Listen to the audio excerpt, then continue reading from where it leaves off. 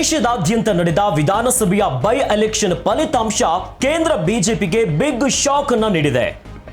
7 ರಾಜ್ಯಗಳ 13 ವಿಧಾನಸಭಾ ಸ್ಥಾನಗಳಿಗೆ ಇಂದು ನಡೆದ ಉಪಚುನಾವಣೆಯ ಮತ ಎಣಿಕೆಯಲ್ಲಿ ಇಂಡಿಯಾ ಮೈತ್ರಿಕೂಟ 10 ಸ್ಥಾನಗಳನ್ನು ಗೆದ್ದರೆ ಬಿಜೆಪಿ 2 ಸ್ಥಾನಗಳಲ್ಲಿ ಜಯವನ್ನ ಗಳಿಸಿದೆ.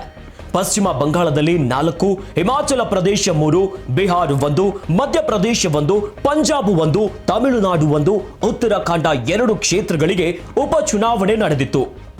ಲೋಕಸಭಾ ಚುನಾವಣೆ ಬಳಿಕ ನಡೆದಿದ್ದ ಬೈ ಎಲೆಕ್ಷನ್ ಫಲಿತಾಂಶ ಎಂದು ಪ್ರಕಟವಾಗಿದ್ದು, ಪ್ರಧಾನಿ ಮೋದಿ ಹಾಗೂ ಬಿಜೆಪಿಗೆ ಮತದಾರರು ಶಾಕ್ ಕೊಟ್ಟಿದ್ದಾರೆ.